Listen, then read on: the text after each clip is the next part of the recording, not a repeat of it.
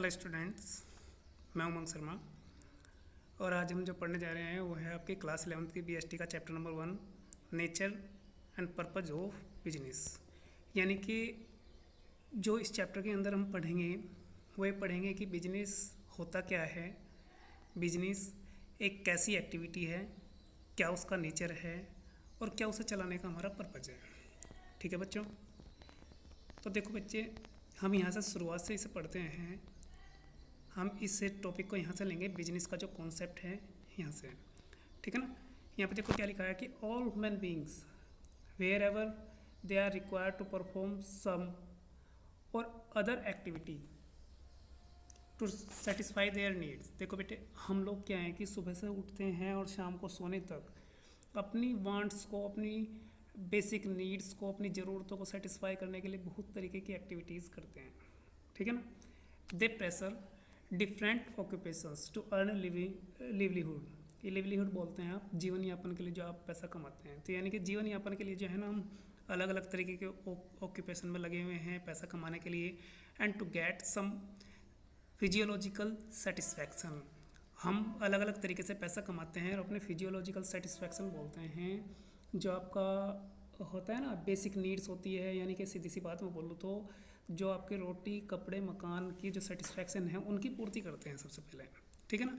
उसके बाद हम अगर कुछ हमारे पास बचता है तो तब हम लग्जरियस आइटम्स की ओर चलते हैं, ठीक है ना।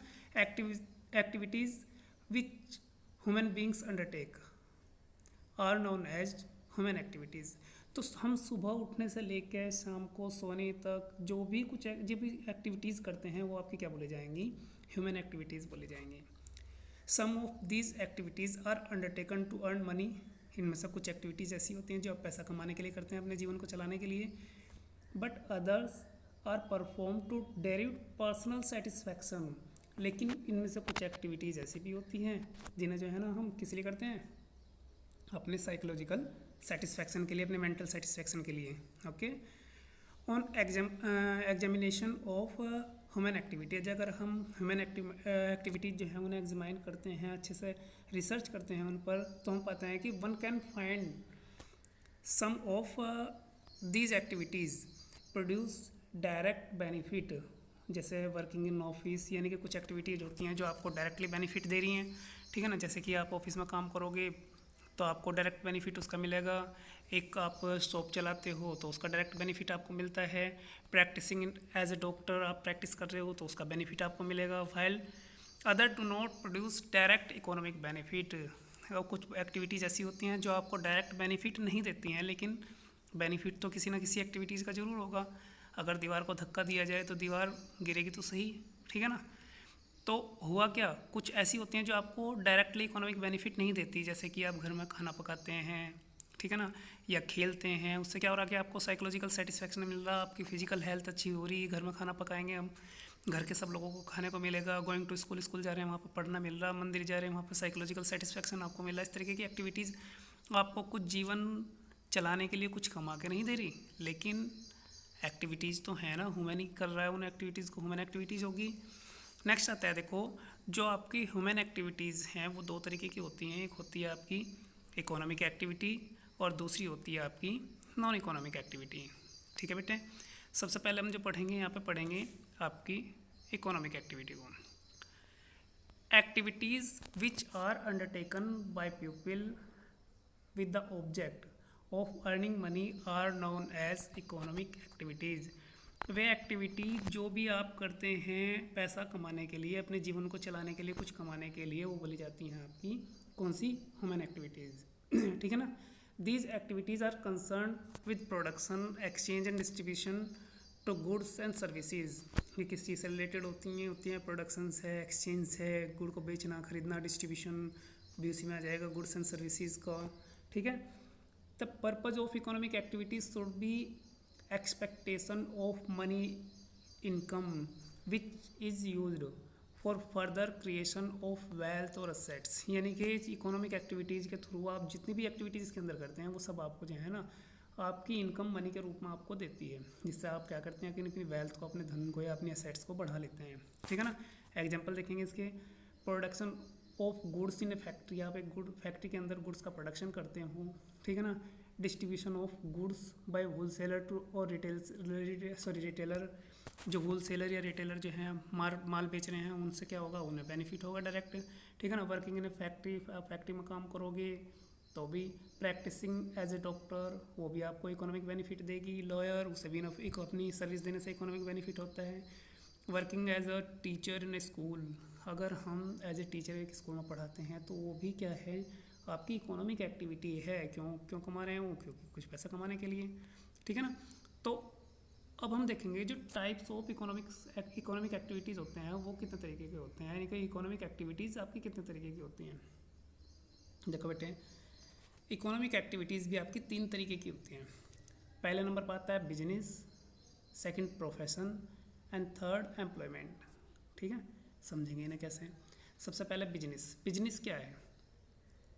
Business refers to those economic activity which are concern या which are connected with the production, purchase, sale and distribution of goods and services with main objective of earning profit. आप profit कमाने के उद्देश्य से, ठीक है ना, मेन एम प्रॉफिट को मानते हुए आप किसी चीज़ का प्रोडक्शन करते हैं, कुछ गुड्स को परचेज करते हैं, कुछ सेल करते हैं, उसका डिस्ट्रीब्यूशन करते हैं बिटवीन जो आपके कस्टमर्स होंगे उनमें, ठीक है ना, उस गुड्स और सर्विसेज का।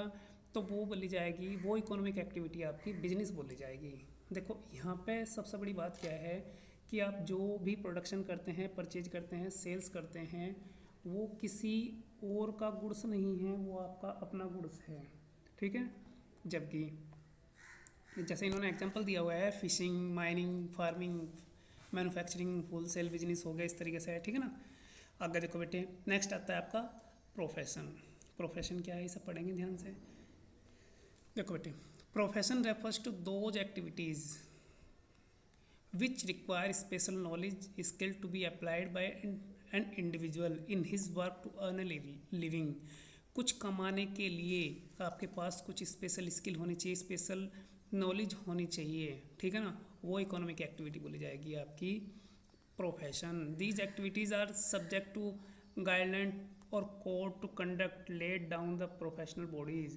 इसके लिए आपको क्या करना पड़ेगा कि वो स्पेशल नॉलेज या स्किल के लिए किसी भी जो आपकी प्रोफेशनल बॉडी होगी, ठीक है ना, उससे आपको कोई सर्टिफिकेट या फिर कोई डिप्लोमा वगैरह आपके पास होना चाहिए। जैसे कि डॉक्टर है, डॉक्टर कोई ऐसे ही थोड़ी बन जाएगा कि भाई डॉक्टर का सामान खरीदार में डॉक्टर बन गया, ठीक है, नहीं।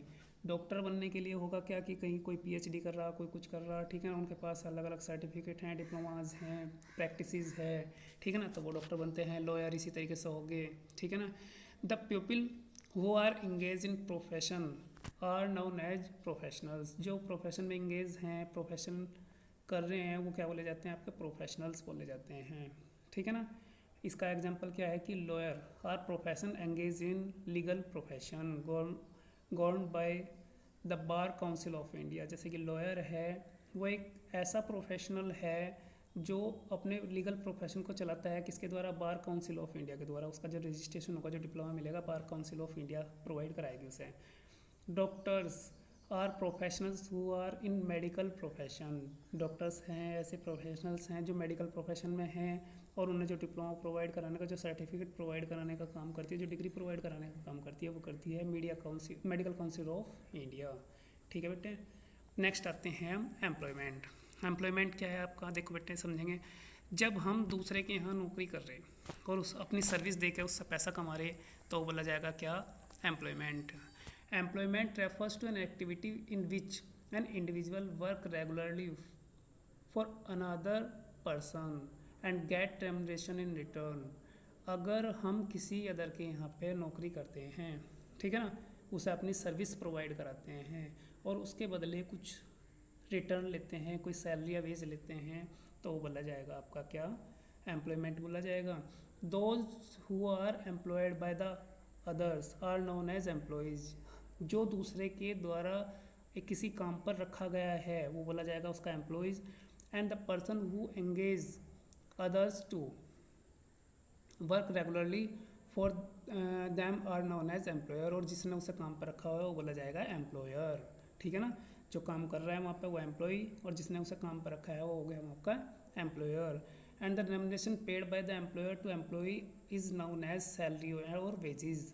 ठीक है ना, जो उन्हें रेमुनरेशन पेड किया जाएगा एम्प्लॉयर के द्वारा एम्प्लॉय को, वो बोला जाएगा या तो उसकी सैलरी या उसका वेजेस। ठीक है ना, सैलरी और वेजेस में क्या अंतर है वो हम आगे पढ़ेंगे। ठीक है, अब देखो इसके कुछ एग्जांपल हैं। आप किसी वर्क में ऑफिस में काम करें, बैंक में, इंश्योरेंस कंपनी में आप काम करते हो, शॉप पर काम करते हो, as a manager, as a clerk, as a peon, as a salesman आप कहीं काम कर रहे हो। ये एग्जांपल हैं आपके एम्प्लॉयमेंट के। यहाँ पे हमने 3 इकोनॉमिक एक्टिविटी पढ़ी। बिजनेस, जो सेल्फ से ही अपना पैसा लगा के कोई अपना बिजनेस शुरू किया हुआ है अपना। ठीक है ना, मेन एम यहाँ पे प्रॉफिट अर्निंग है। प्रोफेशन की अगर हम बात करते हैं, प्रोफेशन क्या हो गया यहाँ पे कि यहाँ पर आपको कोई स्पेशल नॉलेज चाहिए, स्पेशल जो है ना स्किल चाहिए, लेकिन साथ ही साथ एक ऑथोराइज्ड बॉडी से आपको जो है ना यहाँ पर डिप्लोमा सर्टिफिकेट भी आपको चाहिएगा। एम्प्लॉयमेंट की बात करते हैं हम, दूसरे के यहाँ पर नौकरी कर रहे हैं। ठीक है, और उससे कुछ सर्विस या गुड सर्विस उसे प्रोवाइड करा कर उससे सैलरी या वेज हम ले रहे हैं, तो एम्प्लॉयमेंट हो गया। इनका जो डिफरेंसेस है या आप लोग जो है ना पढ़ के देखेंगे, कोई प्रॉब्लम होगी बताएंगे मुझे। ठीक है, अच्छा देखो बेटे, यहाँ पर हम एक केस स्टडी को देखते हैं। एक बच्चे का जो था ना मैसेज आया था कि केस स्टडी बनानी है किसी तरीके की। देखो केस स्टडी बनती नहीं है, केस स्टडी मैंने लिखा है प्रिपेयर करनी है। प्रिपेयर करने का मतलब है कि आप उस केस स्टडी को समझना है। ठीक है ना, अब जब हम किसी टॉपिक को समझ चुके हैं, उसके बेस पर कोई हमें कोई चीज़ मिलती है, तो हम क्या करेंगे, हम वहाँ पे केस स्टडी सोल्व करते हैं। देखो केस स्टडी होती क्या है, यहाँ पे अमर अकबर एंथोनी, मैं इसके बारे में, इस टॉपिक के बारे में 1-2 वीडियो में पहले भी डाल चुका, लेकिन ये स्पेशली इसीलिए डाली गई ताकि बच्चों को केस स्टडी समझ में आ जाए, उन्हें किस तरीके से स्टडी करना है।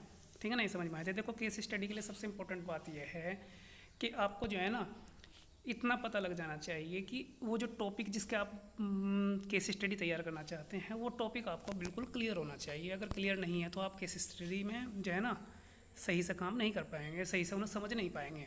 ठीक है ना, अब जो देखो केस स्टडी हम पढ़ते हैं कि Amar Akbar Anthony are 3 friends pursuing different careers. उन्होंने, अमर अकबर एंथोनी तीनों फ्रेंड्स थे। ठीक है ना, उन्होंने तीनों ने अलग अलग करियर चुना। ठीक है, Amar is a doctor and is running his own clinic. Amar क्या था वो एक डॉक्टर बना, और आज के टाइम में एक डॉक्टर है, और उसने क्या किया कि अपना एक अलग क्लिनिक खोल लिया। ठीक है, सेकंड नंबर पर बात करते हैं अकबर।